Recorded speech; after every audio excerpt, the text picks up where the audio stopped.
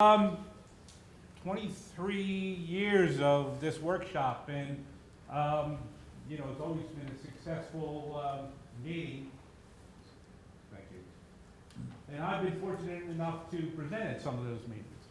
So about 4 years ago, I presented a topic on safety, and it was general safety ideas and guidelines for arboriculture, and I mentioned that your organization needs a strong safety culture. But that's about all I said about safety culture. And then when I reviewed the reviews for the workshop, I saw a question, what is a safety culture? And I thought, wow, that's a really good question. I should have elaborated a little bit more. So I have about 20 minutes here to kind of explain in general terms what a safety culture is.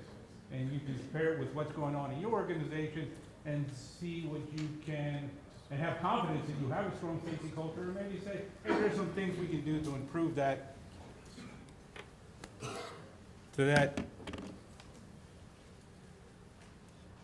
No, that's okay. Maybe I'll just stand behind the, Try it once. hello?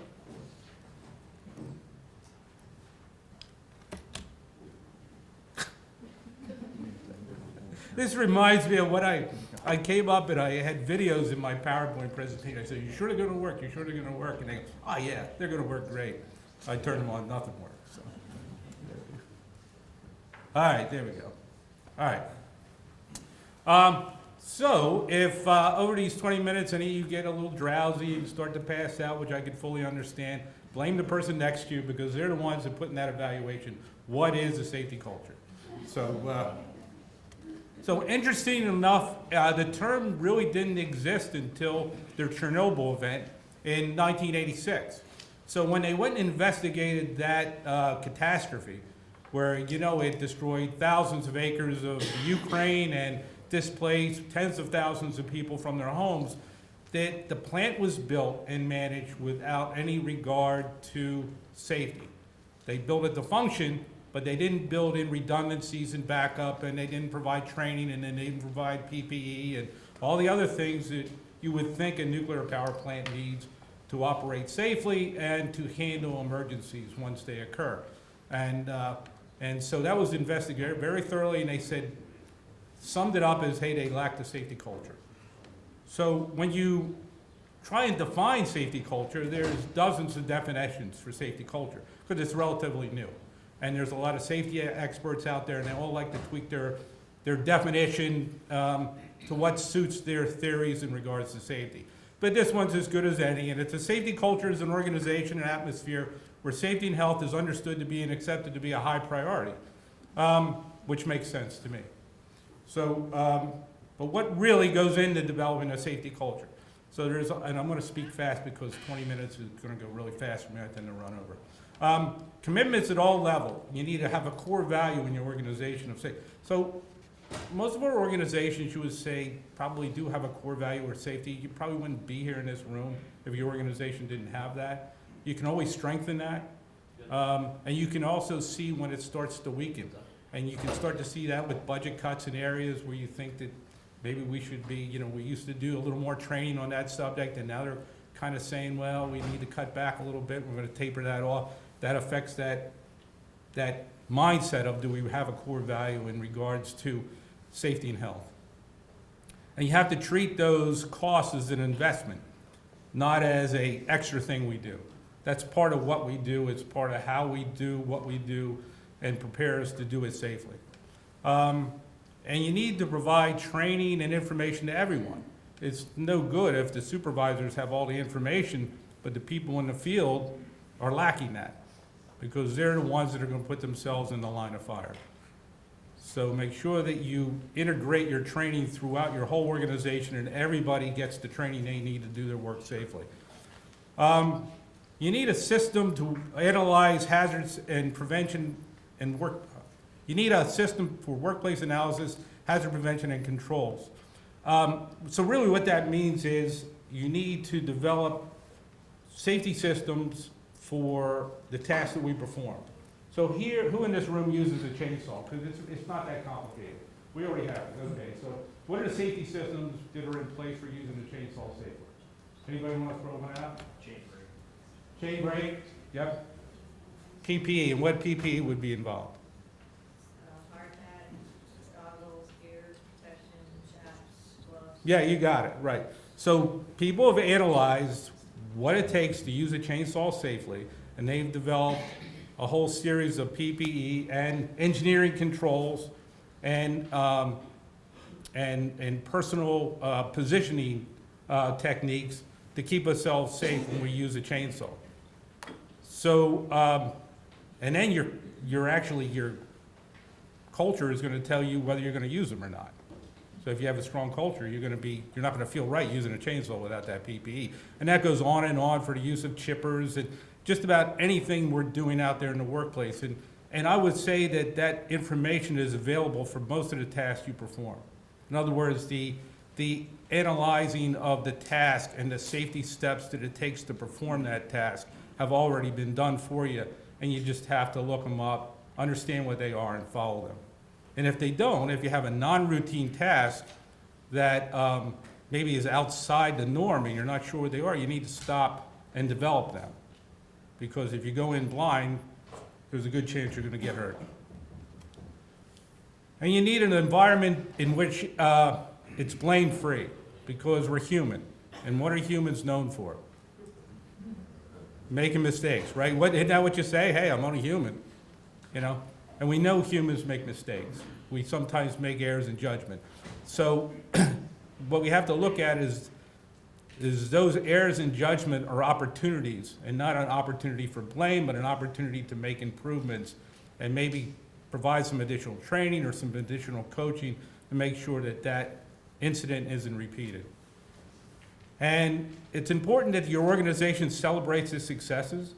So you have to monitor how your progress in safety and is ongoing.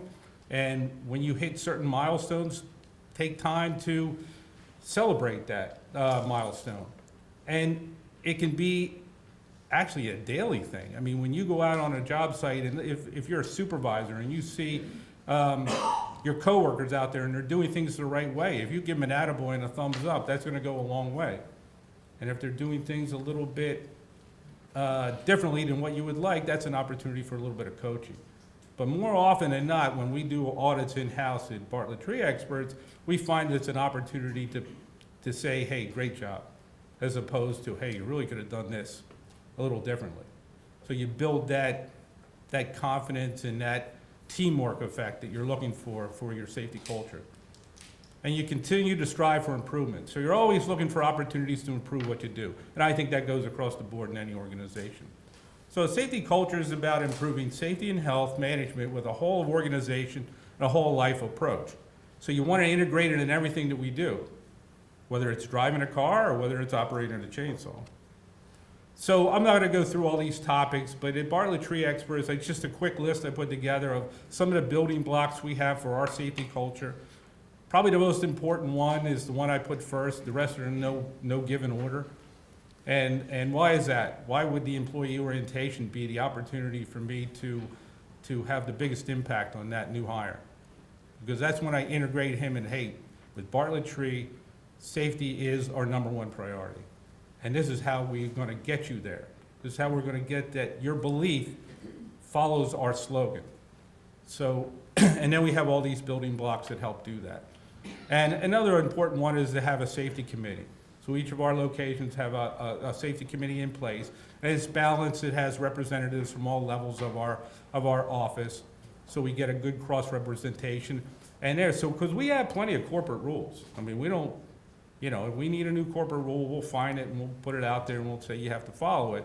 But what's really key is when you self-direct. That's always the most effective way of performing safely, is you stop yourself and you say, hey, should I really be doing it this way? And our local office safety committee helps guide that on a whole different level. So it's extremely important. There's our slogan, safety above all else. So you just can't have a slogan without those building blocks.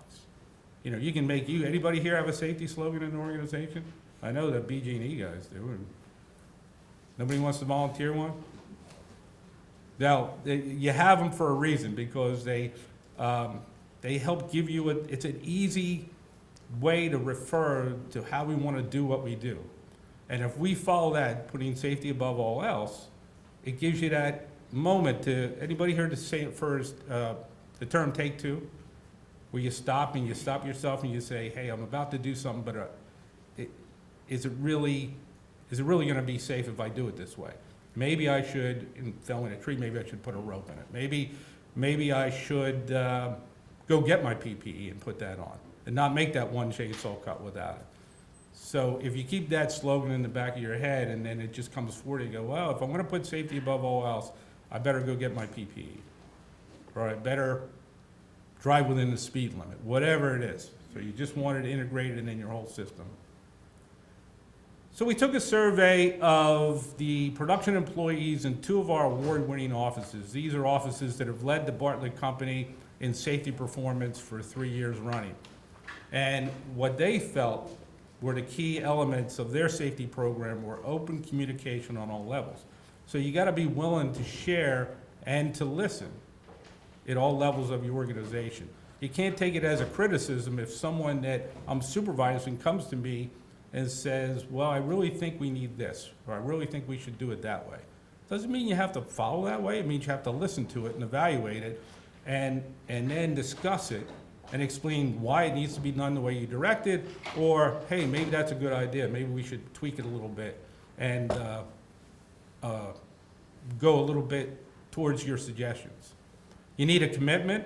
You know, everyone has to be committed towards doing the job right, doing it safely. You need teamwork.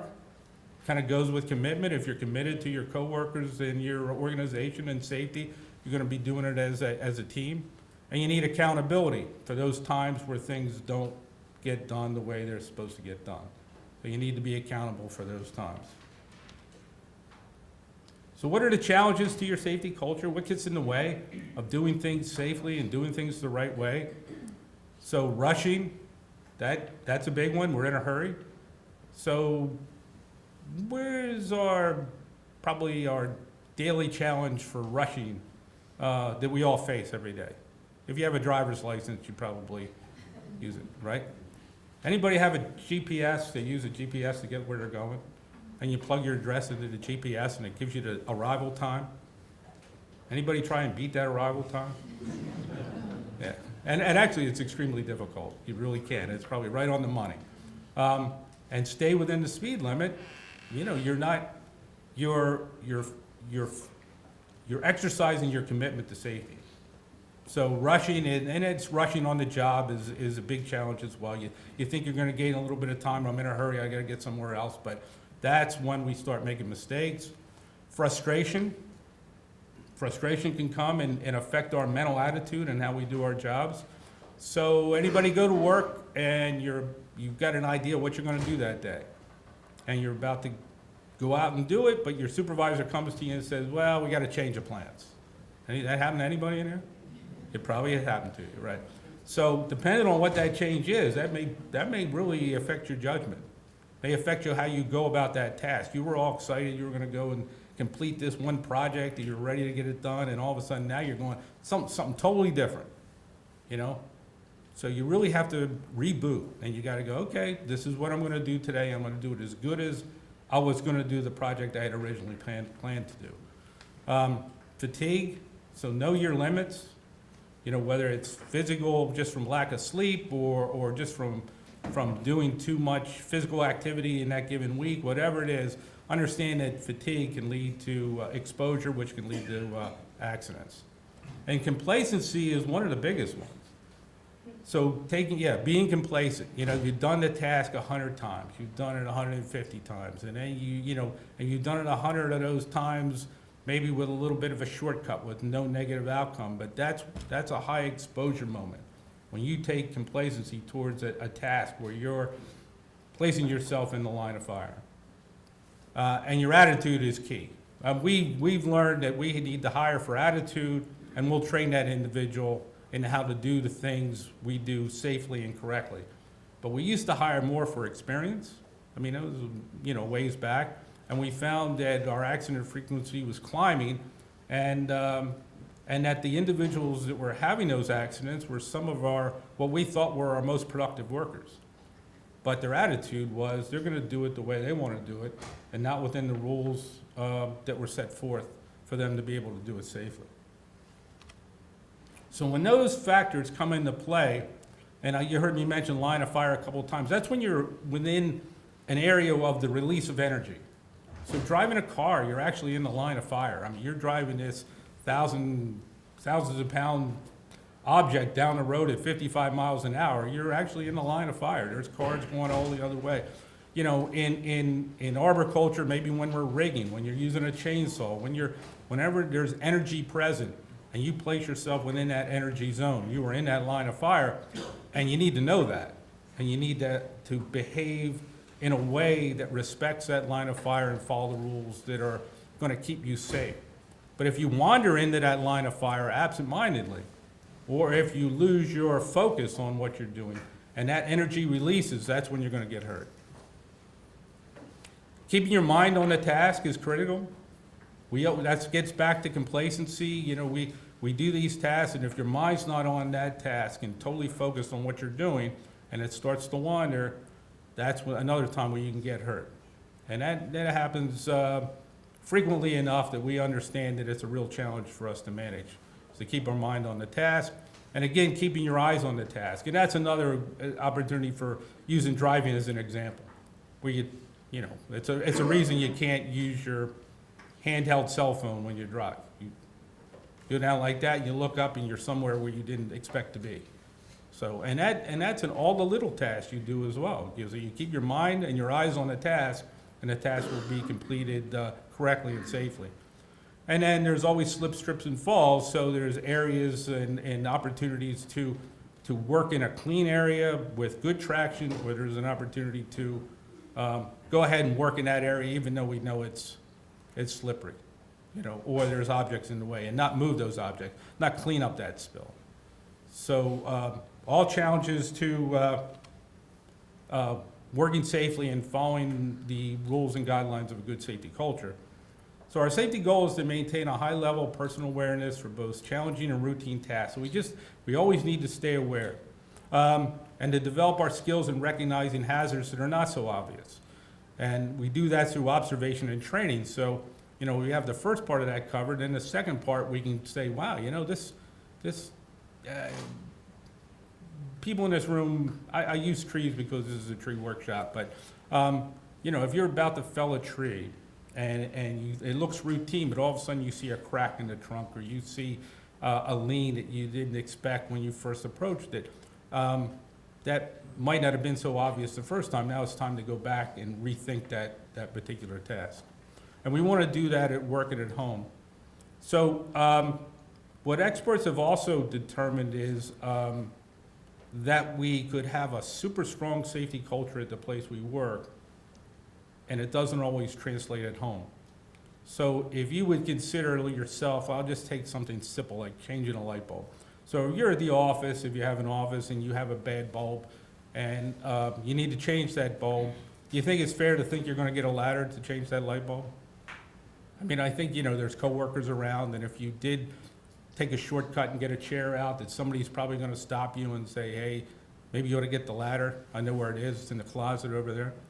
But at home, we seem to be able to think we can break those rules, and we'll go use that rickety chair.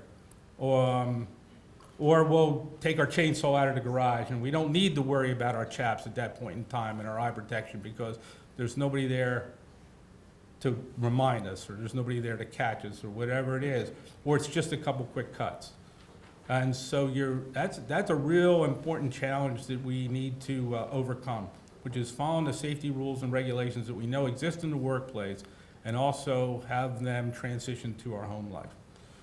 So with that, I'm going to end the presentation. Thank you very much. And I can't have a safety talk without a picture. So there you go.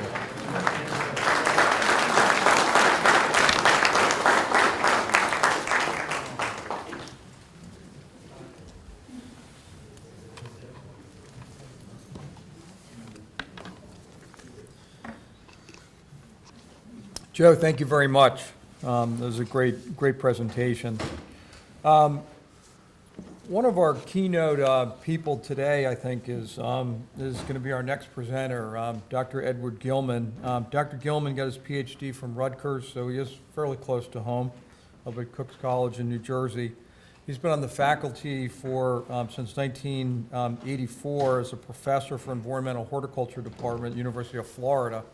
So I guess you escaped New Jersey, Ed. Ed is an author of the Illustrated Guide of Pruning. Anybody have that book? It's an excellent book. That's what it looks like. Excellent book. Should be in your library. In 2012, and it's in its third edition.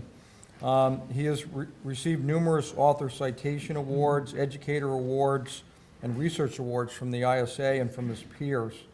He's also actively published over 120 scientific peer-reviewed journal articles on roots and pruning trees, and we've learned an awful lot from Ed from a point of our present practice within arboriculture.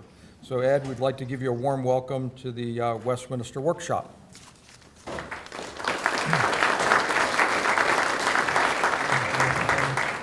mic working? Is that working? Can you guys hear me okay? Yeah.